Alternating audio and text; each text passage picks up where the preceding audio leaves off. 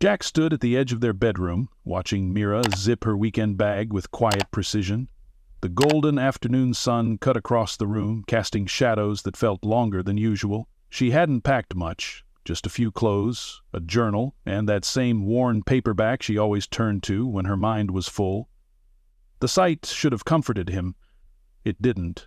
I need to breathe, Jack," she said, not quite meeting his eyes. "Everything's been too loud lately, work, the house, even us. I just need a little silence to think." He nodded, his heart already tightening. "How long do you think you'll be gone?" "I don't know," Mira answered, her voice soft, too rehearsed. "Just a week. Maybe 2. I'm not disappearing, I promise." Jack tried to smile. "Okay, take the time. I'll be here." He meant it. At least, he thought he did. Because that's what love was, wasn't it? Giving someone the space they ask for, even if it pulls you apart a little, even if it hurts like hell. For the next few days, Jack busied himself. He cleaned the house more than usual, cooked dinner for one, stared too long at the photos on their walls. Mira texted occasionally. Short check-ins. "Long walk today. Thinking a lot." They sounded distant, even through the screen. He didn't pry.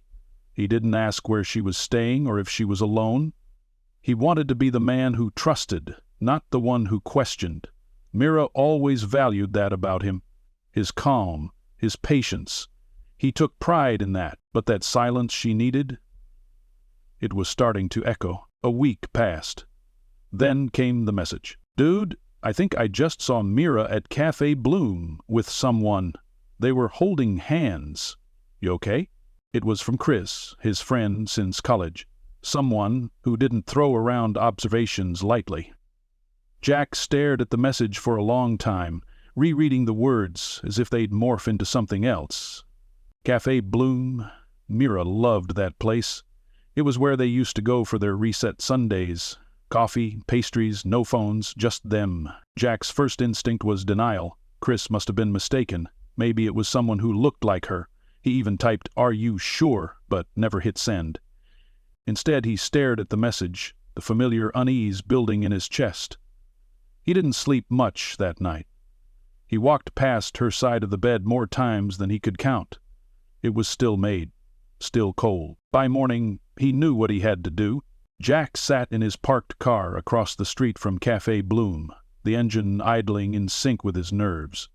He hadn't told anyone he was coming, not even Chris, who had sent the message that splintered something inside him the day before. He just woke up, showered, skipped breakfast, and drove, as if something in his bones had already decided. The cafe hadn't changed. Same ivy-wrapped trellis out front, same chalkboard menu offering lavender lattes and lemon scones. It even smelled the same, even from here. Faintly sweet, like butter and something floral. That was what got him. The familiarity. How many times had he and Mira sat at one of those small round tables by the window, trading lazy smiles and silly stories? How many cups of coffee had they shared there, watching the rain, her feet brushing his under the table? Jack adjusted his rearview mirror and looked at himself. His jaw was clenched too tight. His eyes had that dull haze that came from too little sleep and too many late-night thoughts. He looked like a man waiting for bad news he already suspected. A couple passed by his car, laughing, the woman nudging the man playfully as they stepped inside. Jack watched them, envied them, for their lightness, for not knowing how betrayal felt, curling under your skin like smoke. He almost didn't go through with it. Part of him thought he was overreacting, that Chris had genuinely mistaken someone else for Mira. Maybe he owed her that faith. But then again, hadn't he already given her that? Space, trust, silence. He handed them all over without protest. What had she given him in return? His phone buzzed in the cup holder. "Chris, just in case you're still wondering, I swung by again. She's there. Same guy, same cafe. They're sitting close." Jack didn't respond. He didn't have to. He turned off the engine and stepped out into the crisp morning air, heart thudding louder with each step he took toward the cafe. He didn't plan to go inside. That wasn't his style. He wasn't here for confrontation or theatrics. He just needed to see, to replace uncertainty with truth, no matter how much it hurt. The bell over the cafe door jingled faintly as another customer exited, holding it open just long enough for Jack to catch a clear view of the interior. And there she was, Mira, his wife, sitting by the window, her head tilted slightly as she listened to the man across from her. Her smile, God, that smile, was soft and full, the way it used to be when she looked at him, not like someone figuring things out, not like someone wrestling with emotions. She didn't look like she was recovering from a breakdown. She looked happy. The man across from her, Eli, Jack would later learn, reached across the table and tucked a strand of hair behind her ear. She didn't flinch. She didn't look around nervously. She leaned into it. Jack's stomach twisted, but he didn't move. He simply stepped back behind a parked SUV, out of view, and watched for a few more minutes. Every gesture between them told a story of comfort, of intimacy, of a connection that wasn't in its first chapter. She laughed. Not a strained chuckle, but the real kind, the kind that starts in the belly and lights up the eyes. That was what cut the deepest. That her joy hadn't vanished. It had just found another home. A sharp wind pulled Jack from the moment, and he realized his hands were trembling slightly. He walked back to his car, slowly, as if every step away from that cafe was also a step away from the illusion he had been clinging to. Once inside the car, he sat in silence, the engine off. His phone still buzzing occasionally with texts he didn't care to check. He wasn't angry, not yet. What he felt was something heavier, a profound, echoing disappointment. He had believed her when she said she needed to be alone, when she said she was confused, when she said she just wanted time. He gave her all of that. He held his tongue, his pain, his longing. For what? So she could sit across from someone new, giving him the pieces Jack had been waiting to hold again? A part of him wanted to scream, to storm into that cafe and demand answers. But another part, the part that had always been more quiet, more composed, simply whispered, "You know enough now." That's all you needed. He didn't drive home right away. He sat there for a while, staring out at the familiar place that had become unfamiliar overnight. That was the thing about betrayal. It didn't just steal your trust. It stole the places you used to love, the meanings behind shared memories. Eventually, Jack pulled away from the curb, not in a rage, not in a rush, but with a strange kind of clarity settling in his chest. She wasn't lost. She had found something. It just wasn't him. Jack returned to Cafe Bloom the next day, not out of curiosity, but because clarity sometimes needed confirmation. One moment of heartbreak could be rationalized. Two meant acceptance. This time he came prepared, not with questions, not with confrontation, but with the quiet intent to observe and let reality settle into his bones, no matter how cold it felt. He arrived just after 11, late enough to avoid the morning rush, but early enough to catch the lull when the cafe transformed into a soft hum of background music and espresso machines. He parked farther away this time, far enough to not seem obvious, close enough to keep the window seat in view. Jack stayed in his car, angled just enough to watch without being seen. He'd brought a thermos of his own coffee and an old book he used to read when things were simpler. He didn't open it. At 11:26, she arrived. Mira stepped out of a car Jack didn't recognize, wearing a different coat from the day before, her hair pulled back in a loose bun. She looked rested, calm, not fragile or overwhelmed the way she had described herself 2 weeks ago when she told him she needed space.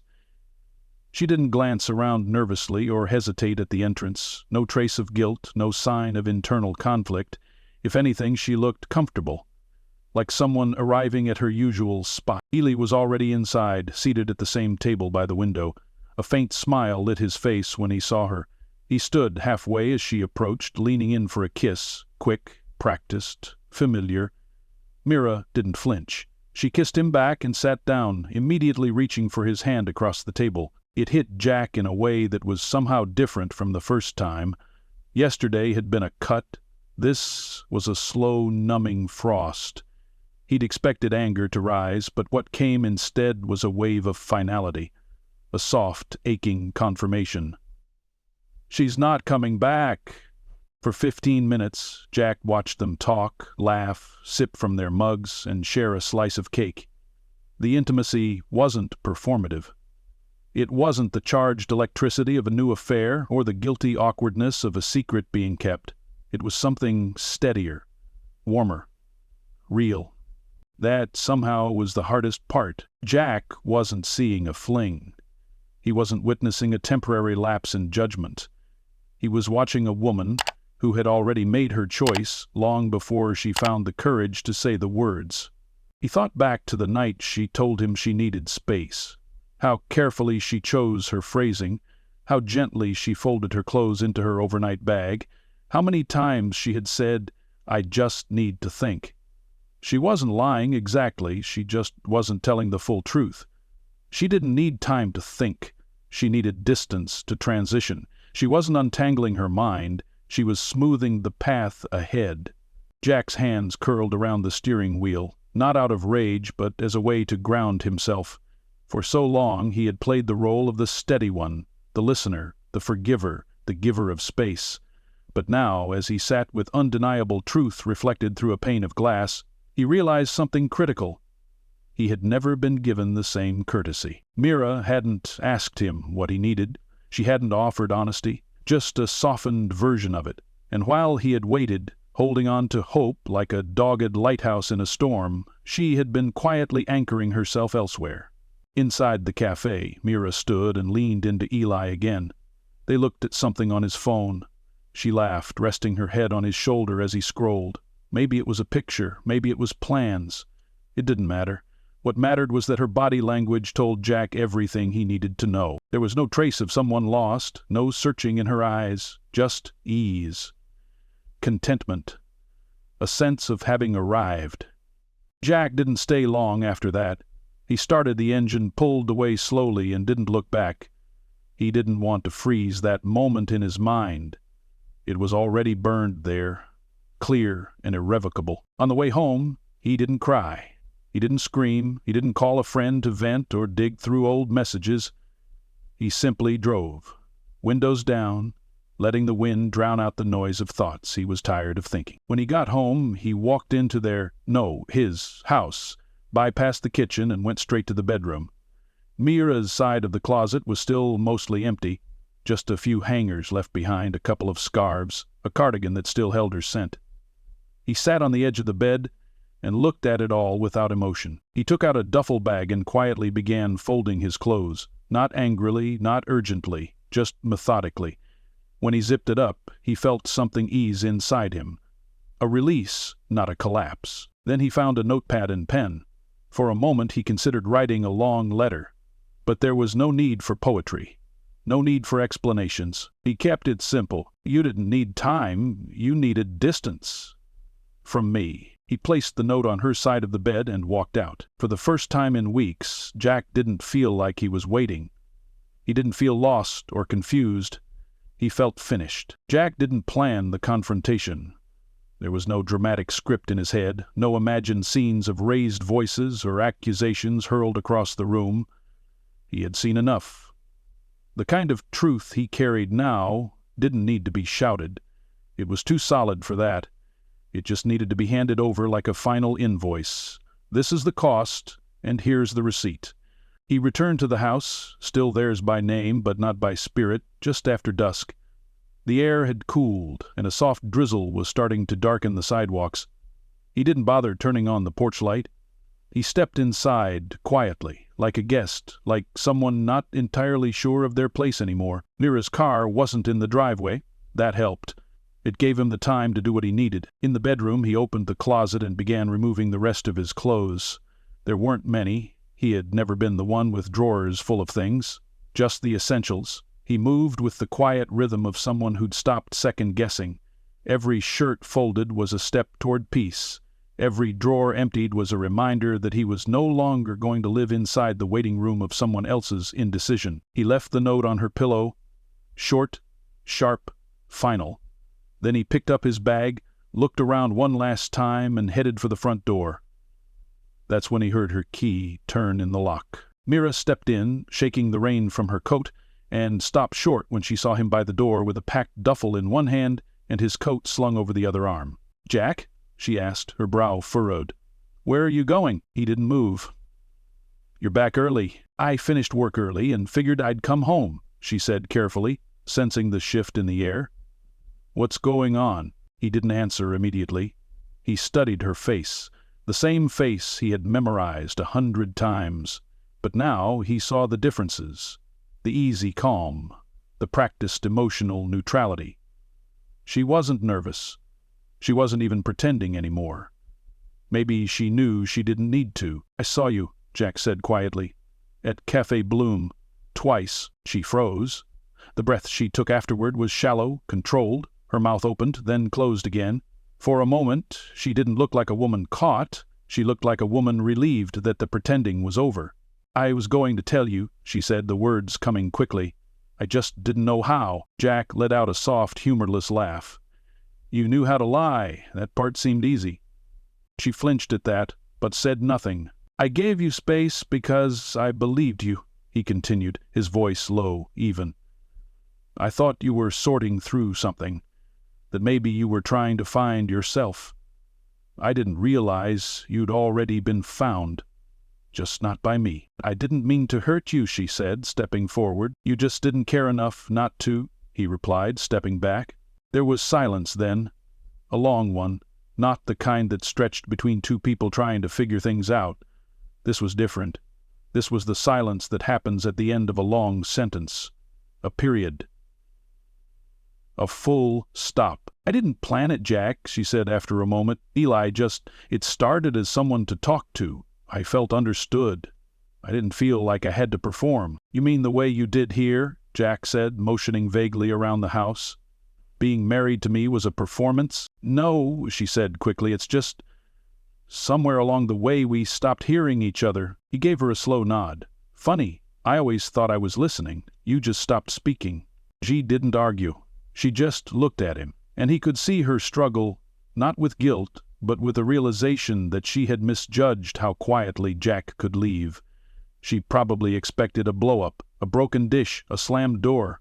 Instead, he was already gone, in every way that mattered. He walked past her toward the door. "I left a note on the bed," he said. "It says what needs to be said." "Jack, wait," she said, reaching for his arm. He pulled it away gently. "I'm not angry, Mira. Not even bitter. Just done." That word hung between them like smoke. She didn't cry. Neither did he. The moment didn't need tears. It needed clarity. And now they both had it. As he stepped out into the rain, Jack felt something unexpected. Lightness. Not happiness, not yet. But the absence of weight. He was no longer dragging the dead horse of a marriage that had already collapsed behind a curtain of vague reassurances, and he didn't look back as the door closed behind him. Jack didn't move in with anyone. He didn't find solace in a rebound or vengeance in late-night texts. Instead, he found a small apartment on the east side of town, modest, clean, and quiet. A place with blank walls and wide windows that invited light, not memories.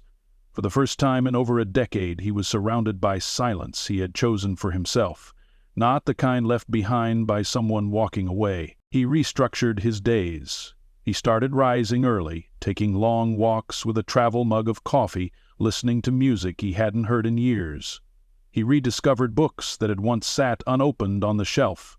He returned to journaling, not out of obligation, but because writing helped him place emotions into something physical, something he could look at and understand, even if it still hurt. There were bad days, of course, days when he'd forget and pick up 2 mugs from the cabinet, mornings when he instinctively reached for his phone to text Mira some trivial observation, but those days came less often as time passed. What replaced them wasn't a flood of joy, but a kind of steadying. The pain dulled. The questions stopped circling. He didn't need closure from her anymore. He had created it himself. Back at their old home, Mira remained in the echo of a life she once half-lived. At first, the house seemed quieter in a good way, like a breath of relief, but within a week the silence became something else. Restless, heavy. Eli stayed over occasionally, but his visits became sporadic. The thrill that once fueled their connection began to taper off. Without secrecy, their relationship lost the urgency that once made it feel alive. Eli began pulling away, subtly at first, fewer texts, shorter visits. Excuses cloaked as obligations. Mira sensed it, though she pretended not to.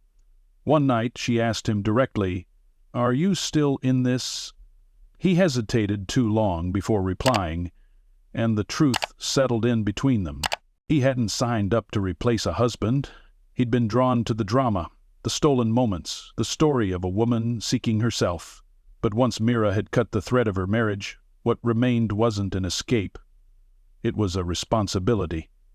Eli was kind, but not committed, and when it became clear that Mira wasn't returning to her old life, he quietly stepped out of the new one. She was left alone in a house filled with objects chosen together. Alone in routines she used to share with Jack. She made dinner for one, her fork clinking against an empty plate where conversation used to be. She would hear the creak of the stairs and expect him, only to remember it was just the house settling, just her. Now, she didn't reach out. Pride, shame, and fear all tangled together to keep her silent.